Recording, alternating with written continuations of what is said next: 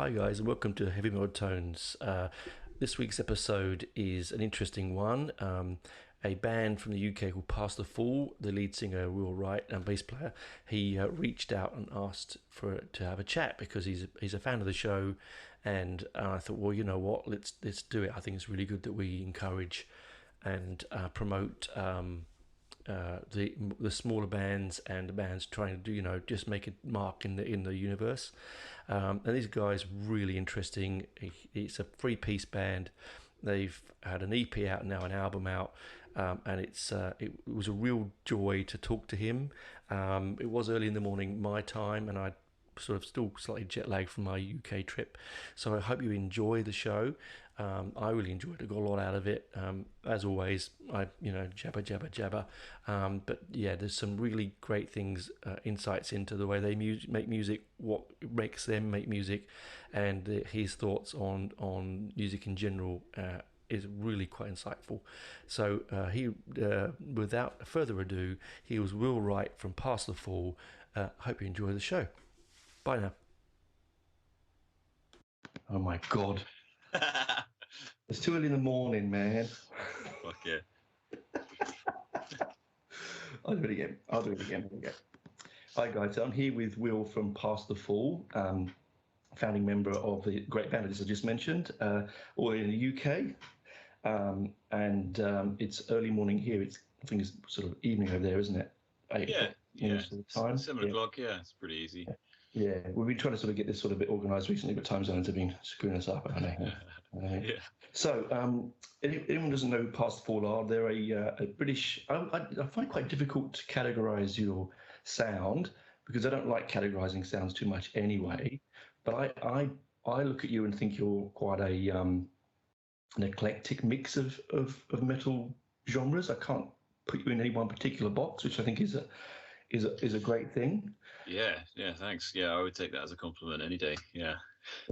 Yeah, because I listened to it several times on flying back and forth, like going to the UK and back and stuff, and I couldn't. I was like my notes. I'm going, yeah, okay, I'll write what genre is this? Where can I put that?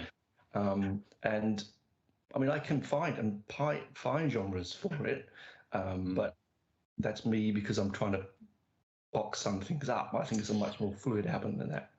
Oh, thanks, man. Yeah, I mean, we actually have that problem when we come to market ourselves, because, like, obviously, when you get going, you're trying to find what genre or clique you might fit into, or like just to try and reach some fans that like music. And we're like, I don't know, there's a little bit of thrash in there. I don't know, there's a lot of groove. We like kind of grungy stuff as well.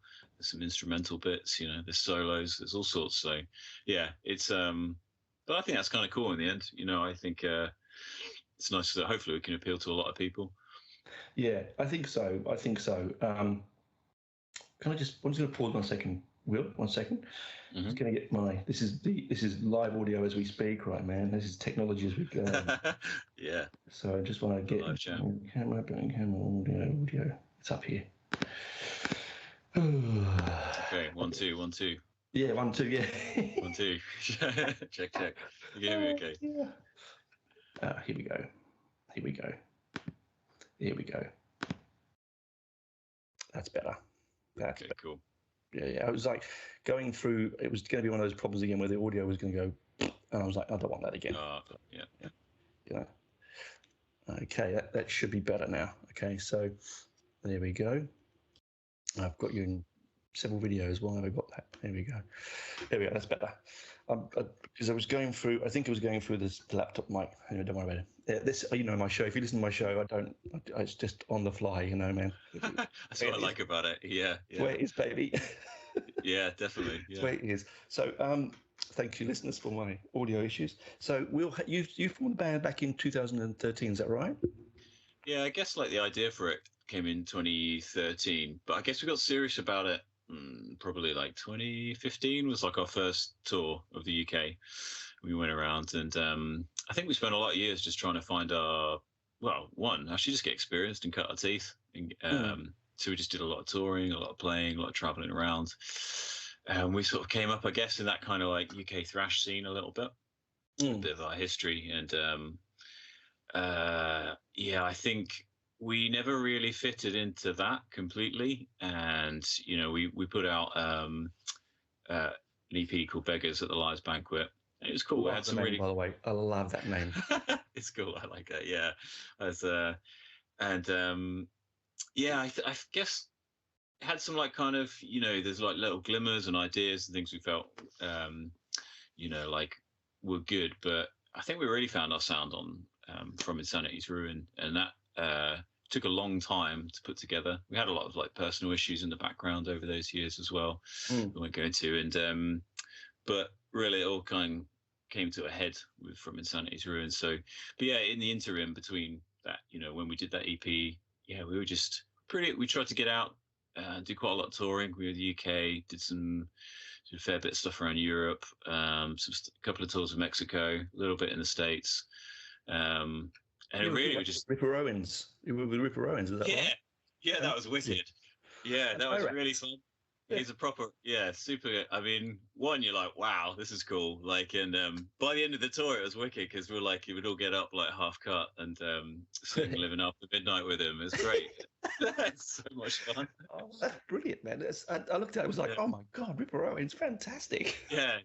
He's so sound as well. Like, sometimes you're like, oh, kind of don't want to meet your heroes, so to speak, just in case they're total assholes. But no, oh, yeah, really, and yeah. I've looked back and gone, why did I do that? Yeah, no, I've done it. Yeah, exactly. But no, he was super cool, actually, super cool, and he just really trying to push us as well. Like even during his set and stuff, he'd be trying to get people to buy our merch or like we go out for. I remember one show like after I think it was in Sheffield. Yeah, we all went out for a Ruby afterwards, and like he's like, oh, I'll get this and paid for it. Just super top guy. So, yeah, and like no ego at all. For the Australian listeners, a Ruby is a curry. I know that because yeah. American listeners, you don't know what it is. Yeah. He wasn't buying jewelry. I think you learn, don't you? I suppose as musicians, I know I've got lots of musicians, and they say that they learn a lot from touring with some like of the bigger names, because you watch from the side of the stages, you watch how they interact with their fans, how they are in their day-to-day business life as well. Yeah, and you go, well, this is the way to do it. Yeah, definitely. I mean, even like doing a tour of Desecrator, like I learned quite a lot from them because watching Riley, the singer, do his thing, as well, it changes. You get the feedback from the crowd and stuff. And I remember I'm pretty chill guy, I'm a pretty nice guy, like, and I can. And I think it's easy as a musician as well to like be very so into your music, you forget to externalize like how it's actually making you feel because there's so much going inside. So I'm pretty, it was kind of early days, but I remember once he said to me before a gig, like, he's like, Will, it's like, remember, it's like the UK was the birth of the Sex Pistols. Yeah. It's like you're the home of punk. He's like, just go out there and give them some punk attitude. And hell, yeah, I went and did it. And it's like, wow, the place comes alive. So, yeah, and it's funny, yeah.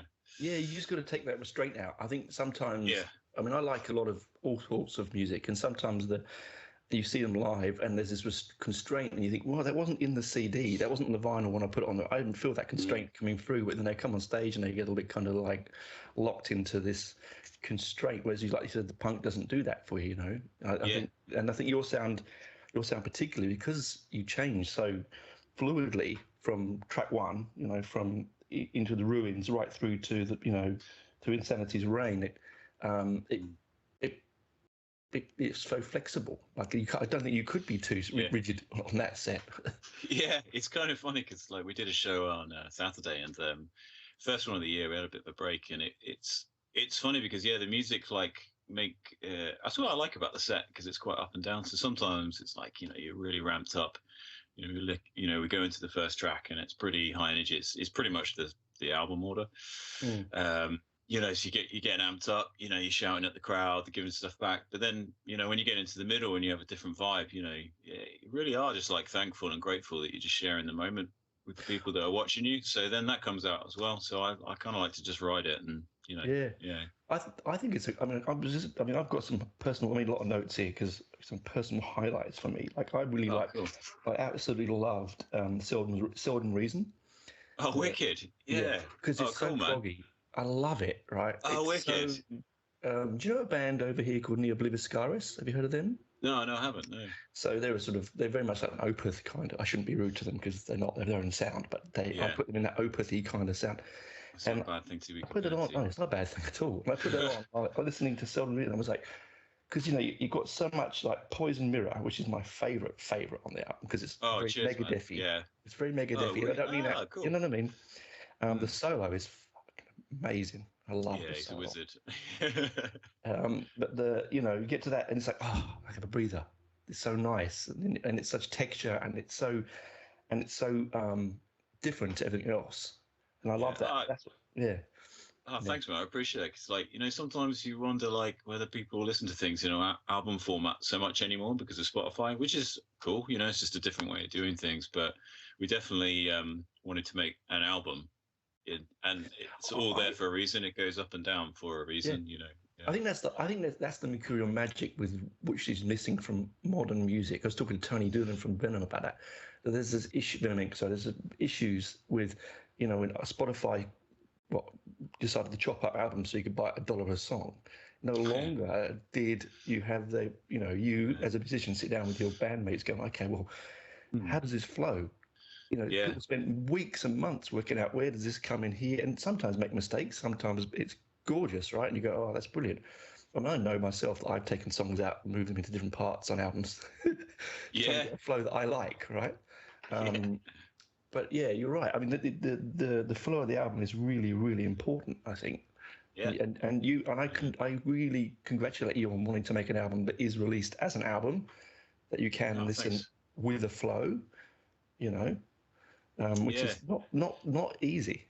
No, and it's funny because I was talking to somebody about it the other day, and it's interesting because the stuff we'll probably do in future is going to be more into a singles format because of the way Spotify works, and uh, and I feel pretty positive about it. I guess it's just the way of the world now. Like I Well, think yeah, it's somehow I've got to take advantage of the platforms because this is just the way people consume music, and it will still get put into an album and we'll still try and kind of have an overview and put it into a flow.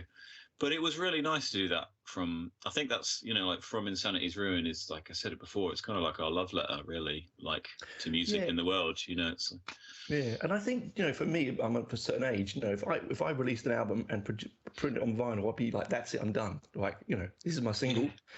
Everything else, yeah, I'm done, yeah, right? it's here. I've got friends of mine in a band called Pure Envy from Newcastle up here near Yeah, Sydney. yeah, Brilliant thrash band, but they only release singles. yeah, It's financial because they don't have the yeah, ability to just make albums because they have to work full time, yeah, and because of the way the world is in the industry, and so they just release singles, which is wonderful. Don't get me wrong, I love it, but yeah, there are times when I go, I just want to put the album on, yeah, and yeah. go Me from too. A to B. Because I'm still, it's funny because, like, when I think about it, I mean, I like to think I'm pretty open-minded. I'm trying to look for new music, but then there's also this sort of curmudgeonly old part of me that just still listens to Van Halen and and like Oh yeah, loads of 90s metal and stuff, and I'm just like, and I just somehow never get sick and tired of that, and it's always about putting the record on. yeah. Um, yeah, so it's kind of funny, and yeah, definitely, like, especially now, and I'm looking at bands that are kind of more like our level or above or just sort of up and coming. It's sort of strange because it's quite hard to it's becoming less common, I think. Like, you definitely just see a bank of like the most popular singles, which is kind of cool, but it can be quite disparate, the flow. Like, sometimes you get like a beautiful like piano ballad and then bang, you'll slam into some Oh, kind tell of me about blast it. beats or something. Whoa. Yes, in my last episode, for some reason I was decorating. This is during lockdown. I was decorating a house, and I had Spotify on. And I'm a big Billy Bragg fan. I was listening to Billy Bragg, and suddenly, bingo, he's got this country vibe which I don't like, and it went all country, and Like, my whole because I went out and came back and forgot it was on. My whole algorithm was country music. oh no. Hey, yeah. Yeah. oh, fuck. It took me ages to get that algorithm back, just Yeah. ages. You can start dialing it out and think, oh, okay, if I put this in, is this going to really screw this up? Yeah, yeah. On a different note, so you're a three-piece band, right? Yeah, Yeah. yeah. Do you find that, have you ever played in a bigger band with more than three people before, or you've always played in three-piece? Yeah, I mean, I initially, because I play bass and sing in the band, like initially I just started as a guitarist, started playing guitar when I was 11. So, Mm.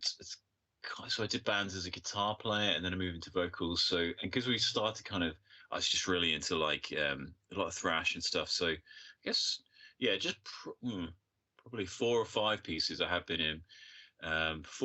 Seriously though, probably like 4 pieces. And then the 3 pieces, well, and the whole thing with Parsifal being a 3 piece actually, and me even doing bass was because I only got into bass because I was in a band and there was 4 of us, and bless his cotton socks, but the bass player at the time was a lovely guy. And he kind of was okay for live, and then we went to record with him, and we realised he actually had no sense of rhythm whatsoever.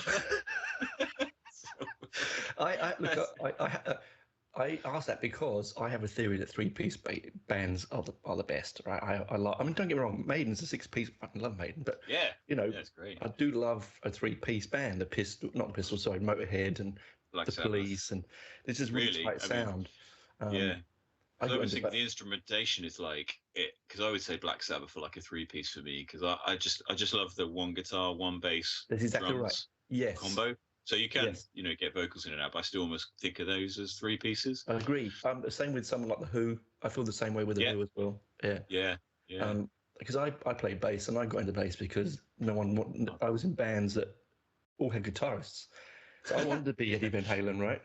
But I Yeah, wasn't allowed to be because everyone had guitarists. So I was like, I want to be in a band. I can't sing. I don't want to play the drums because I don't think I'm good enough. I'll play the bass, and it yeah, just stuck. And yeah. God forbid I still do it. So um, Oh, yeah. yeah, I do love a Great three too. piece. That's why I say your sound was getting back. We was tying it back to that. Was it's really big for a three-piece sound. Yeah. Like when you've mixed Oh, it thanks. so well. You mixed it with. Am I right with what's his name from Faith No More? Is that right? Oh, so that was the previous guy. So That was that was yeah. That was that was the EP, was it? Andy. Yeah, that was the EP. And he actually mastered it. And where did we get that? Metropolis Studios, which is quite a big place in London. Mm. Um, and that was really cool. It was a really good experience. It's great to see how it all worked. But with From Insanity's Ruin, it's all self-produced. We did it all. That's kind of as well a bit of the time gap as well.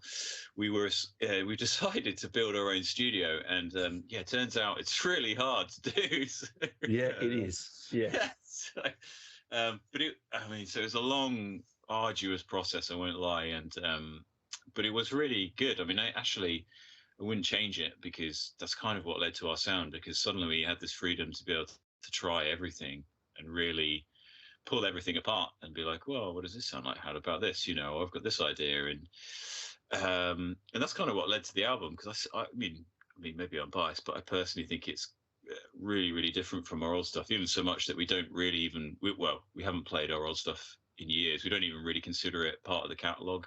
Was that Or great? So you're progressive, man, and that's the progression about it. That's yeah, growing in your sound. I really love that fact that, your past is there. Fair enough, but yeah, you've come so far that you probably even look at your stuff over your shoulder and go, "Ugh, that's not good enough." And I think yeah.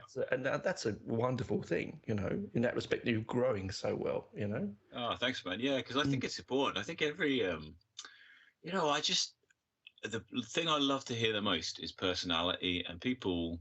Well, music like people change over the years, and some of my favorite bands like sometimes me and Tom like joke we're kind of like drug dealers, like musicians are like drug dealers. We're like dealing out. It's you got to get the thing that changes your mood or like Yeah, yeah, makes yeah. you takes you to another place. And I really get it. Some people just like what a certain sound does to them, so they just want more of the same. But I've never really been that way. I kind of really like to we just sort of change and grow and yeah. Especially since you got to do something that kind of is true to yourself, and I can't Yeah. imagine being the same. Like No, I think it's like as a creative person like yourself, you have to grow and change. As an audience member, yeah, there are. I mean, when I put on an Iron Maiden album, I do want it to be like Iron Maiden, right? Like, don't get me wrong, I yeah, love the yeah, change, I love their progressiveness now, but I always head off back to Number of the Beast or, yeah. Peace of Mind or Oh whatever, yeah, because yeah, I want that. moment of stability, right? Yeah. And continuity. But I think as a creative like yourself, you have to keep moving because otherwise you just stagnate, right? And then Yeah. it becomes obvious you're just doing it for the fans and the money. Don't get me Yeah. wrong, money's good. Hey, fans are Yeah. fabulous, but Yeah. but you've also got to be, as a creative person, you've got to be look up. You've got to be true to yourself, right? Yeah, I think so. I think you've got to be bold enough to know. Well, yeah, because like I'm not knocking it. Like you say, I mean, it's cool, isn't it? I can really understand like bands like, cool, we're here, got something good going on. Let's just keep doing more of the same and Mm. keep going. But I think eventually, like, well, you never really. I think fans as well, even though they don't know, are probably going to get bored as well in some way if they hear like Oh, 10 yeah, albums of the same yep, stuff. They might yep. not know it, but I think they might feel it, after those 10 records of the same thing. So. I do. I mean, there's quite a few bands out there that I can't even, like, I mean, God rest it, I love Ozzy, but his solo stuff, like the Uh, last 10 years, I can't do it. Yeah, I don't I But don't want to bash too much, but like yeah, yeah, sometimes I do feel like people are treading water a little. Yeah. yeah, and that's why I don't want to Yeah. bash people over, but yeah, it's exactly Yeah. right. It's sort of like I go, no, just enough now. Why don't you look at something different? And that's why I do love the progressive side of music, and that's why your album I thought was really interesting, because I know, and you said earlier that you had some dark times when you're making the album, and Yeah. that does come through, not lyrically because I don't know what you've been through, so I can't Yeah. connect it to the lyric, but there is definitely a sense of up and down in it, you Yeah. know, and that comes across musically, I think, particularly, and vocally. Yeah. But again, you do the vocals. You share the vocals, don't you? Yeah, we do share the vocals. We're kind of like it's funny. We're like I was trying to explain this to a non-musician. They had no idea what I meant, but like if anybody's familiar with like a metal guitar amplifier, like usually they've got like a clean channel, an overdrive channel, and a distortion channel. It's kind of like I'm the green channel and the red channel, and Tom's Yeah, the amber channel in in the between. middle. Yeah, exactly. Yeah, so we got like the sort of three levels. Yeah, And that's another difficult thing.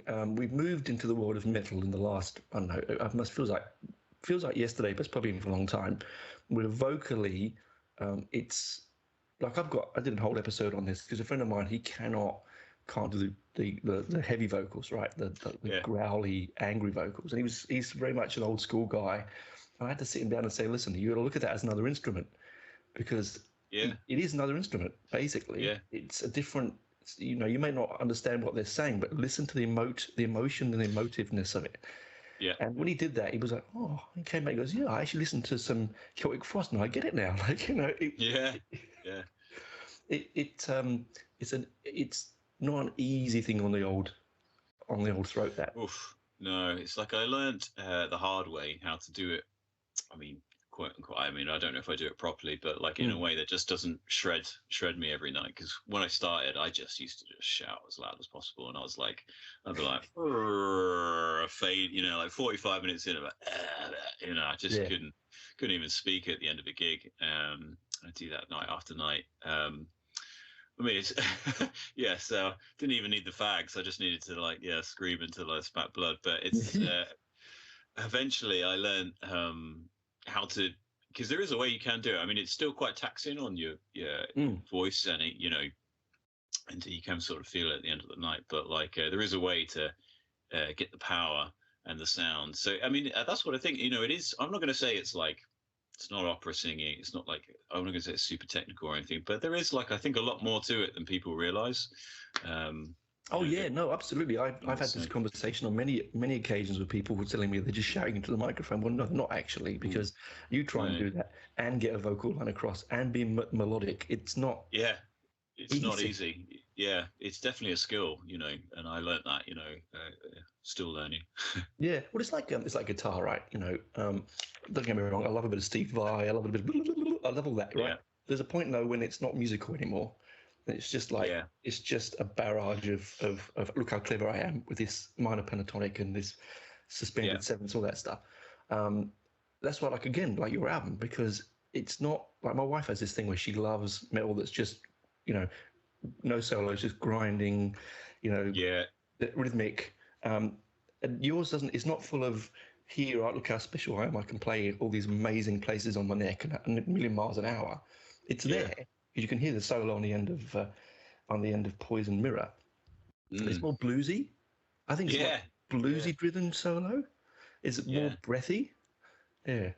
Yeah, I mean, it's cool that you picked up on that because Tom is, I mean, he's actually a guitar teacher as well as doing the band. You know, so he pretty much just plays guitar every single day, and he's done it since he was 11. So it's funny he could play as fast as I don't know. You know, he could do all that kind Yeah. of like shredtacular stuff if he wanted. But what I've always liked working with him, and what I think's really cool about it is like he says, "Well, I just have the thing in my head first, and then I try and just so I don't. He doesn't play a lick and think, oh, that sounds cool. It's more like the other way around. He's like, he listens to the music and then thinks."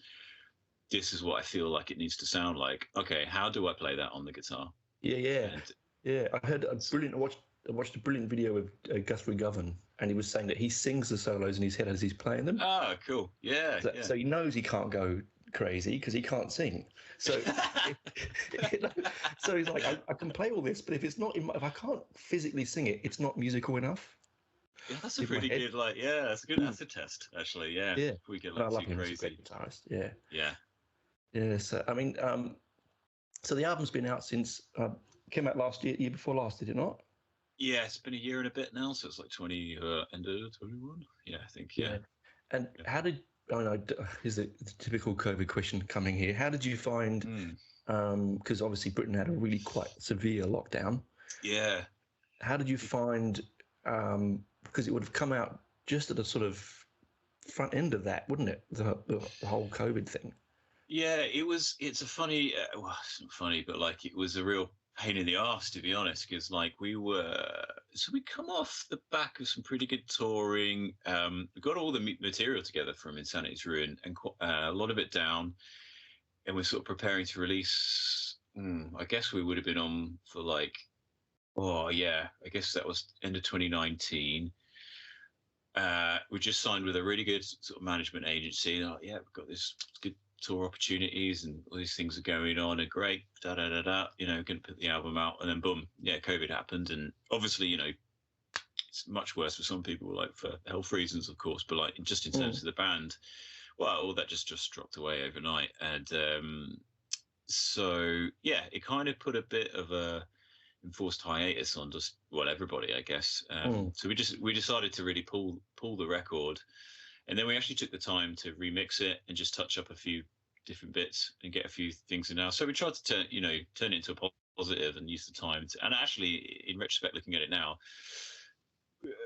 much happier because we had to, because I guess once you get off the treadmill, like you've got to really like I like it like I mean I hate comparing bands to businesses, but like any business, you know, it's like suddenly you're not out there earning cash from like shows and like you know, and the normal kind of you know, sort of normal things you're doing. So in a way we had to like, right, okay, we'll cut down on everything. We just started doing everything in house. So we just actually did loads more of our promotion and got rid of the management agency and yeah, retouched up the record and then just decided to self-release it. And it's been brilliant actually, because it's a lot of work, but like you turn around and you think, oh, this is great, because like if somebody, you know, before I think with a lot of bands, power to them if that works really well for them. But like if you're a label or something and then suddenly you're not the hot ticket anymore, how do you know, you don't know who to call, you know, who's going to do that thing for you, or who's going to like they're just gone, you know. Yeah. But like if you have, it's kind of like if you have the means of production, then you can just carry on, you know, whatever the weather. And so it's kind of positive in that way.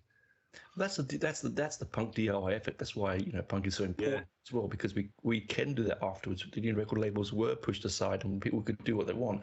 And the reason I asked that question was because about COVID is because I was talking to other bands and the same thing. They said, look, we had this product to come out, so we actually went back and used it as a positive. We would then remix it, listen to other things, whereas it would have been great previous to that. The album, you were happy with it, but you could tweak it more in your own time. And so yeah, it was arduous because we didn't know what the world was going to do, but the product we released was probably a better product because we could take a breath with it. Yeah, definitely. And I might even say, you know, I must confess, like if 100% honest. I think it's also a really positive experience because it's quite easy. I think, I can only speak for myself, but sometimes I feel like for the world at large as well, like people could get a little bit jaded about music and concerts, and like, or easy to take it for granted. Pre-COVID, Oh like, oh, yeah. it's always going to be here. There's always stuff. There's always choice. There's too much. Blah blah blah.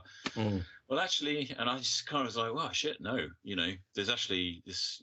At the time as well, I didn't know how things are going to work out. How long is it going to go on for? What a venue's going to do? What are going to be the rules afterwards? And I thought it's really good in the end to just giving me like a really renewed sense of like how special, and how privileged, really.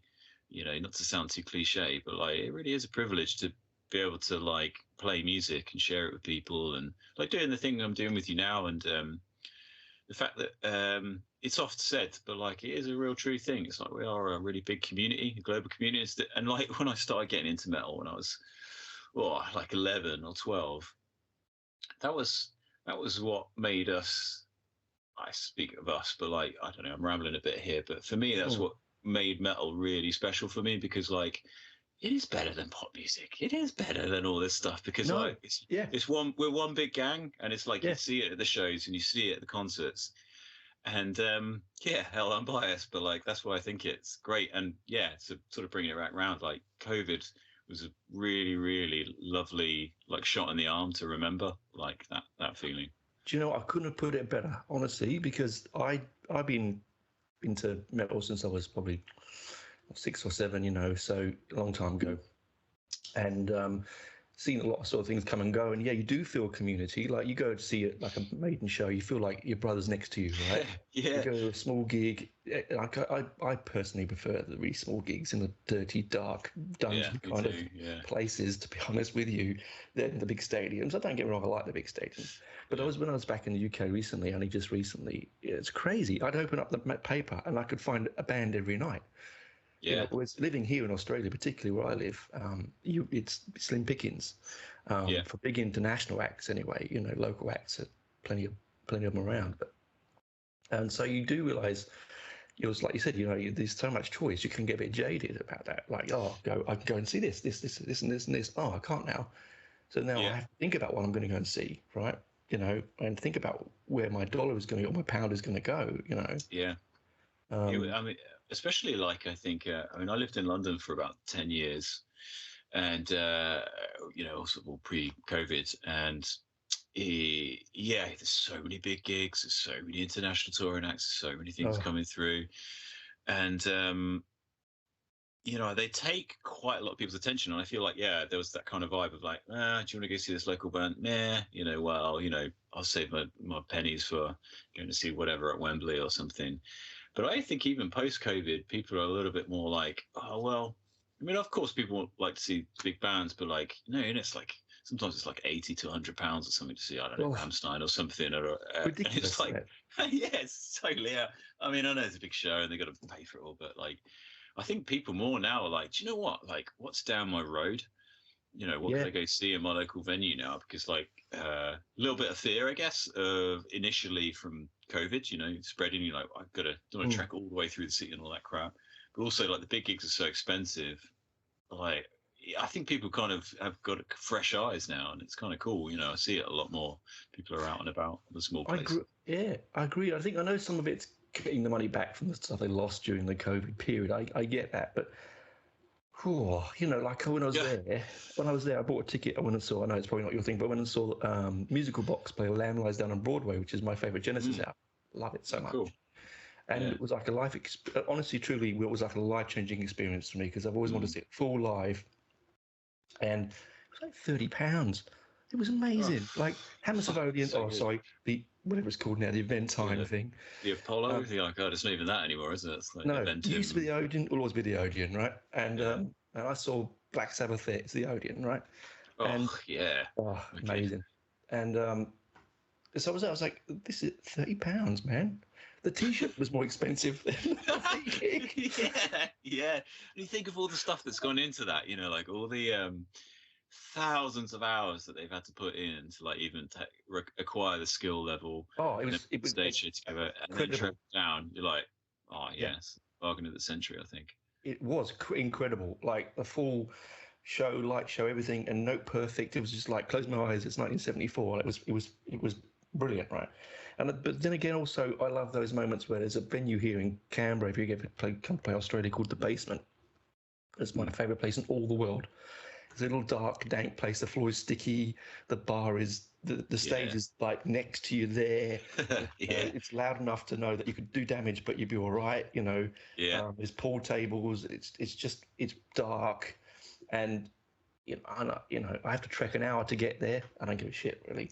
Um, and it's just my favorite place. And it's those kind of venues. And then the band comes out and mixes with you, Yeah. because there's no green room as such. They just come out and hang around at Yeah. the bar. Perfect. Yeah. You get some big acts. I mean, we had Dragon Force here, which was crazy. Like, and I'm not a huge Dragon Force fan, but it was like rammed, packed, Yeah. right? It's great for the event. It's just a great venue, and that's my favorite venue. You pay pennies to get in. Yeah. You spend more at the bar than you probably should do. You know, and you just get to meet the bands, and you see the same old faces. It's like going, oh, I'm going to go to the basement. I'll see so and so and so and so and so and so. It's really Yeah. cool. I think Yeah. that's the thing missing. Yeah, definitely. Because yeah, like especially like modern gigs now, like I'm sound a bit like curmudgeonly again, but like especially festivals now, like there's so much space between the crowd and the stage. It's insane. And Yeah. I know there's safety reasons and whatnot, and people have been injured in past. So yeah, I totally get it, like why it's happened, but still, it doesn't take away from the fact that it feels like the bigger you go, not just because it's a big place, they literally segregate the band further and further back, and Oh, they do. Yeah. 100%, like you say, like the small venues. Like, I mean, I remember it when you were saying that, it reminded me that like when I was really young, I think I saw Mastodon, maybe like one of their first tours over in the UK, Yep. and maybe it was at Rock City. They Was it played Blood Mountain? Yeah.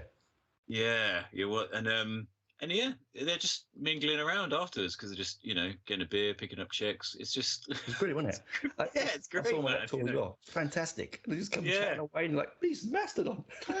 yeah. That's like Crazy, right? Yeah, it's brilliant, and it's the same with the stuff we do. I mean, obviously we, our main bread and butter is small gigs, but it's so cool because like, we play the music a lot.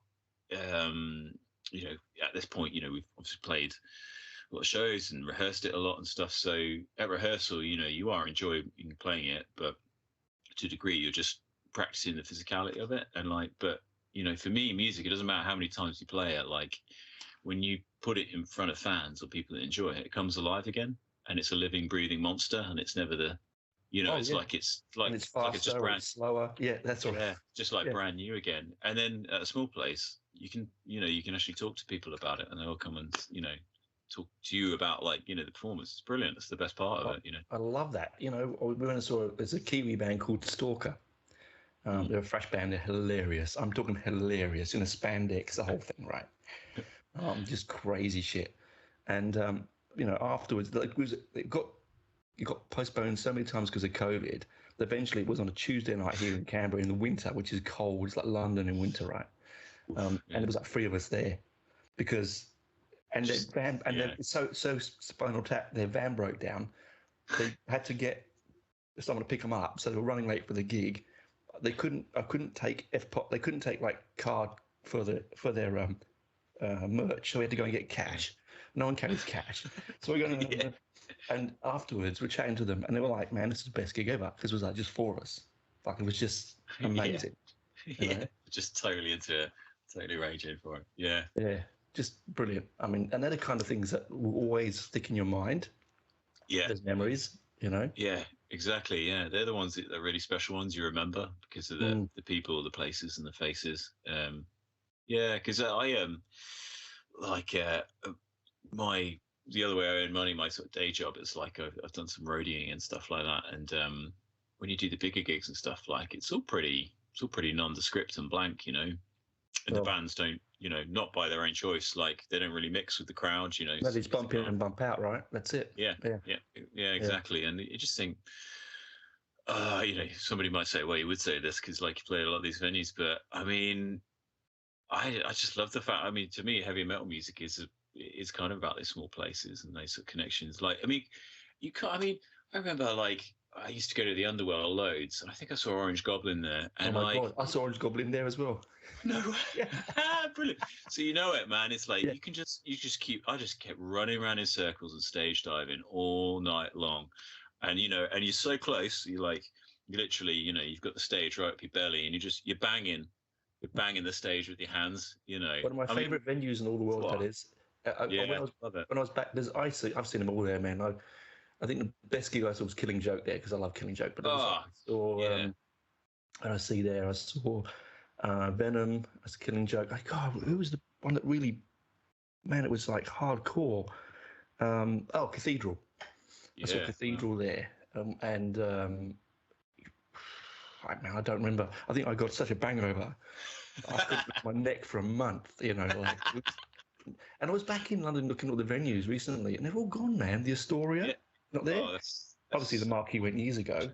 The only one I could find was the Underworld. I think that's the last one of them. I don't think there's many of them Yeah. left. Yeah, no, there isn't. It's kind of all got gutted. I mean, all the Crossrail and all the development. Like, well, even when I was in London, like I was dating a girl and she used to. I mean, it was a crazily run down, mad party flat that was next to Goose Street Station. It was on Tottenham Court Road, next to the Scientology Centre, and Yep. we used to.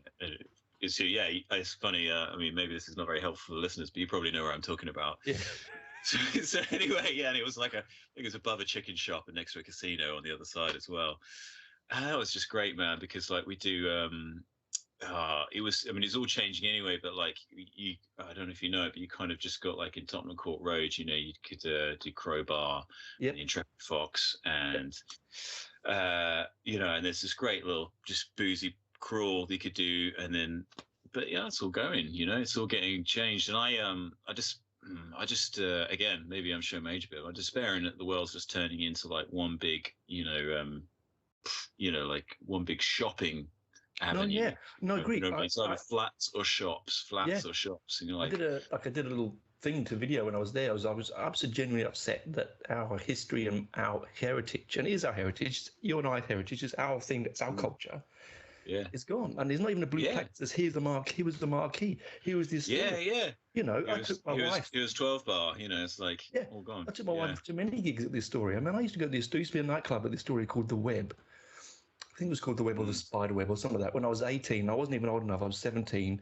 I'd lie about my age, I'd get in, and it was just all heavy metal music being played all the time. Oh And man. I Yeah. loved it. It's, I mean, just gone. It's this kind of strange block building that's a theatre complex now. But there's not even a plaque saying this was the Astoria. This is where, Yeah. like, come on. Like, And you it wouldn't is. do You're that right. for other places.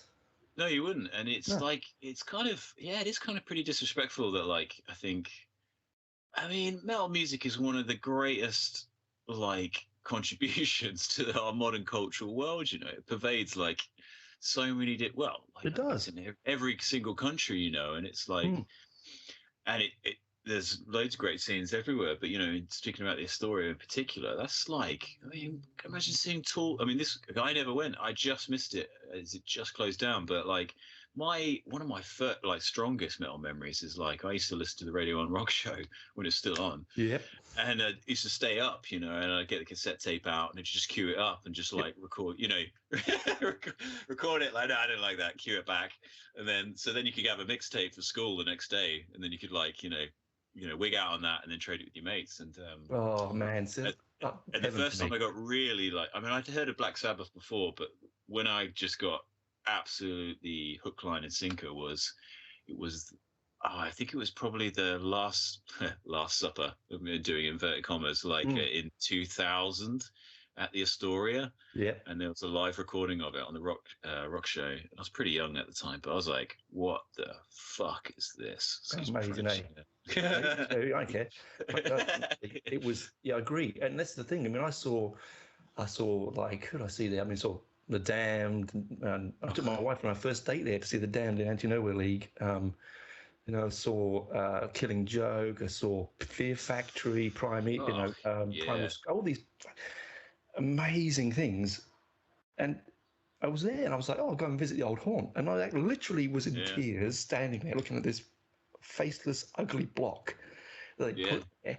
And I was like, what the? I mean, it's been years since I've been back to the UK. So I was like, oh, that's okay. I see. Yeah. I Yeah. see. And fair enough. Progress is progress, right? We have to progress. And I get it. But Yeah. also, you need to look back in reverence. You must have some nod back to influence. You know what I mean? And Well, it's like, yeah, I just think there must be a way to like preserve, because it's more like the ethos, right? Is the important bit to prevent. Because like I don't know how true this is, but like when I was sort of leaving London, I got the Tin Pan Alley, which if people don't know in London is like was quite famous for just having a shit ton of guitar shops down I it. know exactly. We are always down there. Yeah, and you know it's got harder and harder for them and stuff. And then there's talk of like I think the whole area will be like becoming like pedestrianized, you know, to a shopping style way. And then you know they'll kind of make it like the Jimi Hendrix Experience Street, you know, because and yeah, and I don't know how true that is, but the very fact that like that's about as close as you could get to like cultural planning that you could just turn it into some kind of like attraction. Like Oh, I say, I don't know how true or not it is, but it just sort of speaks to me volumes of like, why, you know, surely the whole ethos should be like, let's help the businesses survive because the service they're providing is not about pure profit. It's no, about it's not. No, no, and that and culture. that and that leads beautifully back to your album and music in general. Is that and I know that even though this is a wonderful piece of music you've made, it is a wonderful album. I really love it. Um, Thanks, man. it's a fantastic album. It's always going to fight against the big, polished, Hollywood things. Yeah, And so you do need to invest. We need as audience members need to invest in this and I hate the word smaller, mate, because I don't mean to belittle, but the no, smaller no, bands and the yeah, up and coming bands, because otherwise they disappear. Just like yeah, the Astoria, just like the Marquee, and there's no blue plaque for you, mate. It's gone, right? yeah, And it's really important that you've left your mark in the sand, right? Which is wonderful, forever and ever. Amen. It will be there. Now with yeah, the digital age, it's not going anywhere, right? I yeah. mean, when we think about 30 years ago, before the internet, if someone released a record and it didn't do well, it just went. It's gone, forgotten, Yeah, disappeared, right? yeah, I mean, now at least we can always find you, which is a yeah, really important tool that we have with our modern life, that we can say, okay, I can find Will his band right here it is. Right. yeah. I must admit, I'd like to hear this. I'd like to hear the EP, but I can't. You can't find that. Yeah, that's been snuck away. That's I just probably love the name, man, because Beggars Banquet was a record label that I knew so well, and then I yeah. hear that label name like that, and I went, oh, I don't know if it's based on the record label name, but I love it. Yeah, do you know what? I thought I was really original because I didn't.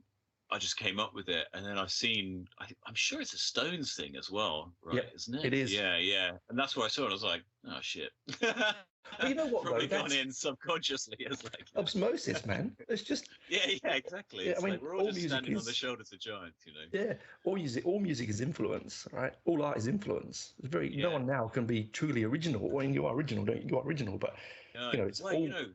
it's funny you should mention that because I was having the same conversation with Tom, and it's like it comes back around to that thing I was saying before, where like I want to hear. I was thinking, we're like, well, this format, but like Yeah. drums, guitar, bass, distortion, screams, whatever.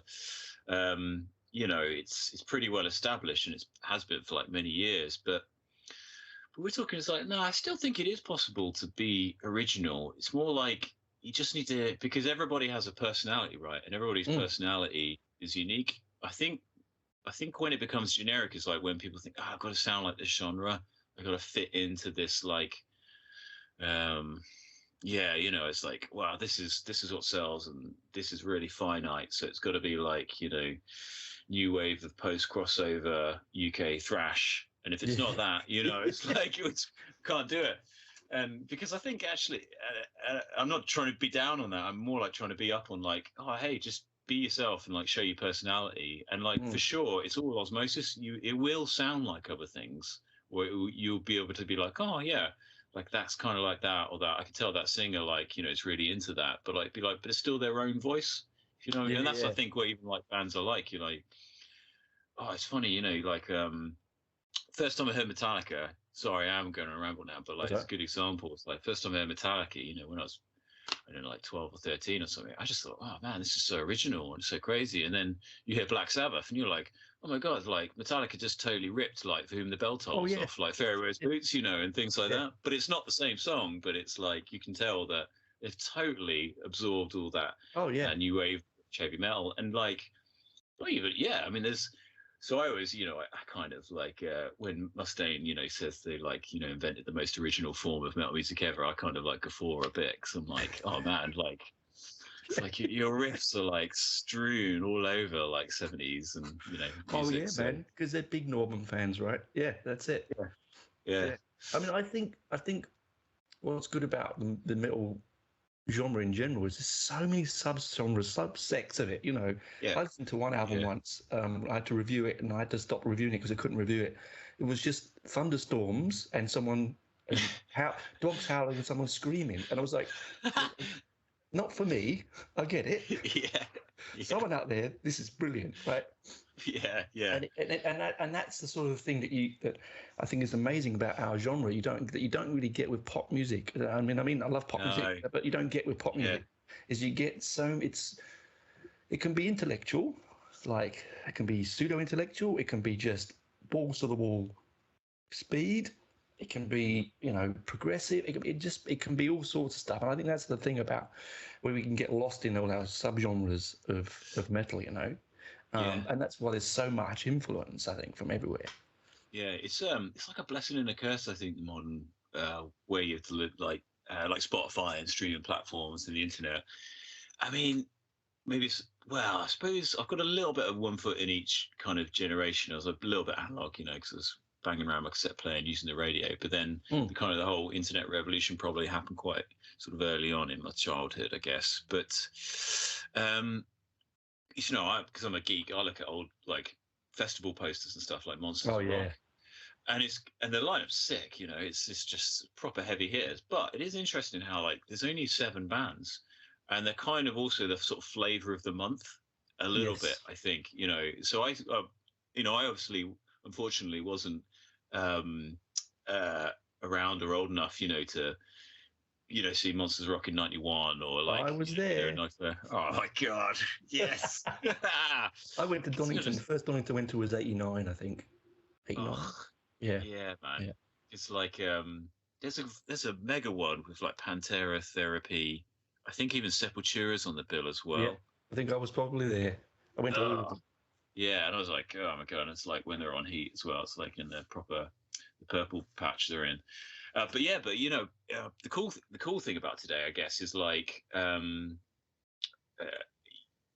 anything goes. Like, so if you're into like thunderstorm, you know, vampire, poetic, Yeah. romantic metal, it's there. You can find it. Yeah. Yeah. Like, because it'll be there, and you can enjoy that. And I think so. That's pretty cool. You know, I think it's just it the flip side is it makes it really hard because it's to find that fan because there's so much Well, music this is right. everywhere. There's a lot of noise in the Like, background, isn't there? That's right. yeah, Yeah. yeah. Yeah. But yeah, so you got to take the rough with the smooth. I think it's kind of cool in that way. Because I mean, God knows. I mean, I have no idea. I mean, maybe there was just as many people making bands, doing music in the '80s and '90s, but you're just never going to hear of them because, like you said before, actually, you made the record or you put it out in Gone. your local area, poof, it's Yep. gone. Yeah, I'm a record collector. I've been since I was 10 years old, right? And sometimes even I will be flicking through the secondhand record racks, although they're more expensive now because the hipsters have found it. You'll be yeah, flicking through, and you can buy them for pennies now. They're lots of dollars, and you're looking and you go, "Oh, I've never heard of this one." Like I found it there. It was like this Czechoslovakian Nwabum band. I'm like, what? wicked. Like, Yeah, yeah, take that home. I don't care even what it sounded like. I didn't know what it. I'll just take it home, right? I love the art cover of the art. And you know what? Would I play it after I played it the first time? Probably not. But the fact is, I yeah, was whatever. But what it was great was that I gave that band a bit of life. yeah, For exactly. a little period of time, suddenly in the universe, someone's playing their music, and I think Yeah, that had been probably not for some time. yeah, And that was a bit you of a know, thrill for me. I think that's kind of beautiful as well because like I always think what I loved about getting the physical thing was like you think, well, you know, especially like an old record like that, I like to imagine the whole process of it being put together. Yeah. Oh yeah, same thing. there's a whole Artwork. lives. There's like you think, oh, what was there must have been. That's why I like old records. 'Cause a lot of time you look at the old pictures and you just Oh, I fantasizing love it. about what would it have been like. That show. What would it have been like that tour? Or what were they Oh, doing when they're putting that yeah. together? Bit like the Spinal Tap bit where they try and justify Black Album. How black can it get? Like, None more black. more Yeah. black. That sort of, I love those moments, and that's why I like your artwork. By the way, I Oh, should have cheers. mentioned that. Yeah. It's pretty cool. It's got a nice flow to it. Yeah, the guy who did it is brilliant. I'm probably going to murder his name because we only speak like online, email and whatnot. It's done a few years ago by a guy called Costin Chirino. Yeah, chewing up. I wrote it down, Yeah. but I was like, I'm not going to even try that. Yeah, exactly. That's like, you realise so many times you're just typing it, but not saying it. Because he did some Ghost. Didn't he do stuff from Ghost as well? Didn't he do? I read that. He might have done. Yeah, he might have done. No, I know. Last time I checked in with him, he'd done some stuff for Arch Enemy and Grave. Wow. But he might have done some stuff for Ghost, and I was pretty lucky because actually the EP as well, the artwork for that, he did that as well. I kind of met him. I wouldn't say on the up because he was still pretty busy. He'd done some stuff for Grave and stuff, but he hadn't done any like big bands and stuff. Super cool guy, yeah. And all the artwork is basically they're my designs, and I sketch them out, and I just gave them to him, to make them not look shit. Well, that's the thing, isn't it? I mean, we eat like anything. You do eat with your eyes, and I think the album cover has that. How do I describe it? It has a feel a bit like Masters of Puppets. Yeah, Flow. it's almost, yeah, it's kind of got like like when you actually think of like I didn't think of that. That's so true actually. Yeah, exactly. Like almost thinking of how do you say it? The composition of it. Yeah, and true actually. The forced perspective actually. Yeah, into the vanishing point. Yeah. Yeah. Is my art school thing coming? Yeah, it made me sound like I knew what I was talking about. I've got an arts degree, but I don't use it. I thought it was really, it's kind of thing that it sounds stupid, but I love band shirts. I've got hundreds and hundreds and hundreds of, and it's something that you'd be happy to wear on a shirt. It looks good on a shirt. You know what I mean? Like it's a good piece of art. Yeah, cheers. That's what we try to do. Like, I mean, I think it's a really important part of it. I mean, it's a really fun part of it. I'll tell you that much. I mean, I don't know I feel it's important, but moreover, I just love doing it. I think you can say so much through your visual content and not just in a way, not the TikToks and things. That's kind of almost separate. But I really love the format of like band artwork to tie in with the music, like so it is connected, and so it shares something. Yeah, I mean, great. I mean, that's again proggy stuff. Great album cover. Like again, I'm of a generation where I'd sit with a record, and I'd be listening to something like I don't know. Let's think, Somewhere Back in Time, right? Somewhere in Time. I'd be reading that, and I look at the artwork, and I'd sit there, and I'd just be looking for almost not listening to the music, just trying to find all the things in the art, and I think that it links, particularly with metal, it links really thoroughly, like the visual aesthetic. And I think that comes a lot from punk, even though punk will say it was nothing about visual aesthetic, but it clearly was. I always think that's the funny irony of punk, but yes. Well, we don't want to know, but yes, we are. Yeah. Right. I think that you've got the full package here, man. I mean, again, for all the listeners, if I was trying to put you in your sound in a box, I just can't. I said at the beginning. I mean, I could put prog. Sometimes it's doom. Sometimes it's death. Sometimes it's thrash. Sometimes it's all. And I think that's a real bonus to you that you haven't just gone right. Here we go. It was just heads down sludge. Right, here we go. We're just going to do the doom thing, or we're going to do the thrash thing, or we're going to do this. I mean, it is much easier. It would be as a musician for you easier to do that. For you to go, here's my sound, right? I'll stick to it. But it's much braver to go, no, you know what? I want to do Seldom Reason. I want to do, some nice acoustic guitar in here. I want some clean and growl. I want this atmosphere. And I think that means more to me as a listener than just to put it on and go, heads down, Yeah. Thank you, mate. I really appreciate that because we've always, for better or worse, always just tried to serve the song rather than ourselves. And I can't take credit for that. I remember hearing that on an old Starlix video with Flea from the Red Hot Chili Peppers. Mm, Cool as fuck as well. He's been interviewed by I think River Phoenix as yeah. well. And He lives just he lives down the road from here, like on the south no, coast. Yeah, yeah. no way. His niece went to school down the road. Yeah, Oh man, get out! Cool. crazy, isn't it? Yeah, yeah. It's a small world. It really is. Yeah, and he said, I love. I really resonate. It's funny because coming back around to the punk thing as well. Like he used the opportunity in that video. I think it's the best Starlix video anybody could watch, whether you play guitar, bass, drums, whatever you do, because he, to me, taught. He said the things that my teachers used to say to me. My guitar teacher said to me that I think not a lot of people are hearing, or maybe should hear, like where he was talking about attitude is more important than like how technical you are or like how proficient you are, because and he was talking about how even if you don't play punk or you don't play anything like punk, you still need punk attitude in all Oh, music. attitude is Yeah, all, because and otherwise that's it's just notes on a paper. That's it. exactly, yeah. And so it's like it doesn't that's what punk is about. It's about like it's the that feeling and that ethic, and like and he does a couple of demonstrations for it, and then he talked about you just about serving the song, so it's not like about trying to get your rocks off. It's about like, well, what's the song telling you to do? You listen to it and it's like, well, what's it asking you to do, rather than like what Yeah, would yeah, I like to try and yeah, force onto it. And yeah. yeah, so in our own little way we tried to do that with the record. Because we've all listened to songs where full well there's a tacked on bit, and you go, Yeah. what's going on? 100%. Why did you do that? For what reason was that needed there at all? And almost sometimes in your mind, you're mentally fast forwarding till it's over, right? And then you go, okay, back to this now. And there are other times when you hear a song and you go, oh, I could have, where did it breathe? I could have gone somewhere else with that, And that's the beauty of all musical form, isn't it? Though, right? You're just lucky to have the talent to do it. Yeah. And a Okay. lot of us, Yeah. Well, trust me, a lot of us, me included, I've started playing in a covers band sort of thing, like yeah. just to play. I don't want to tour or anything. I just want to have fun. And you turn up and you play and you go, God, I wish I had a bit more talent.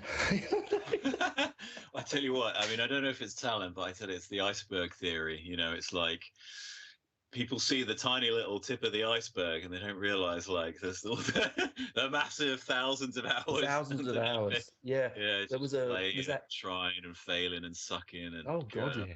10,000 hours to do anything really well, right? That's what they say. yeah, yeah. And I Exactly, yeah. truly believe that, because you got to play, like Steve Jones said, he played till his fingers bled, right? Like he just kept playing until he couldn't play anymore. And that's just a want and desire to create, right?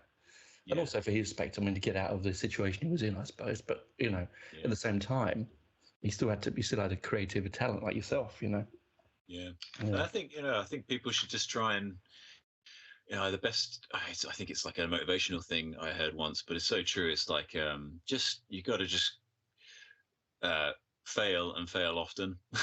Yeah, no, absolutely. And then because that's the only way you learn. Yeah, exactly. And then you just got to keep going, and then you think, oh, actually, you turn around, you think, oh, actually, it's got better. I think this is the problem with the I'm going to sound old here while we finish up here, but this is the trouble I feel with the TikTok, Instagram generation, is that they don't know they failed, because no one tells them. Instantly, whatever muck and rubbish they put out is wonderful, and told they're wonderful, and so they don't realise that they should or should have probably taken a beat there and tried something, move on a bit more. And I think that's one of the issues that's happening. But that's an old man. That's a different a different podcast story. That's just me being old, right? So while we wrap up, where can the listeners get your album? So probably the best place, the one-stop shop, so to speak, is just to go to the website, passthefool.com. Simple as that. If you want to make it even easier, if you just type Pass the Fool into Google, we'll pop up, and we're on, whatever your poison is, Spotify, YouTube Music, these, I don't know what the other ones are, Apple Music. Show my age now. But basically, we have a distribution deal for all the streaming platforms. But if you want to get the record, or Bandcamp as well, you can get it. Oh, brilliant. yeah. So we got it there. That's physical and digital, and physical and digital you can get on the website, and it's probably best for us as well because that's like nobody gets a cut then, apart from Direct us. to you, and that's what I want. I want direct to you, Yeah, exactly. So my merch as well. So if we go direct to you, exactly. Yeah, exactly. So that's probably the best place. Yeah, yeah, the brilliant, website. brilliant. Yeah. Then where are you touring next? So we got a few. So we've got a couple of festivals this year. So we've got two UK festivals. We're doing something called Le Off in France, which is like a spin-off of Ooh, Hellfest, ooh, which should be good. Which is like a little, yeah. So we're kind of excited about that. It's like a kind of warm-up show for Hellfest. It should be a good opportunity. I don't want to. Possibly, we might even get to Oz sometime ooh. at the end of the year or next year. But that's a very that's only just the genesis of that, maybe just beginning. Yeah, and then so yeah, we just had a UK show on Saturday, so that'll be start booking up. So we've got things in.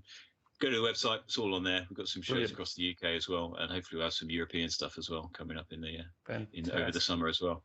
Oh, brilliant! I mean, I'm really pleased you're still gigging strong, which is what we want to hear, right? I mean, at the end of the day, you can buy as many records as you want, but the live thing is the most important thing, I Yeah, think. So, and you know what? That's just what we love doing. We were just talking to each other, and it's like, do you know what? I mean, what the hell else are we going to do with our lives? Bloody love it.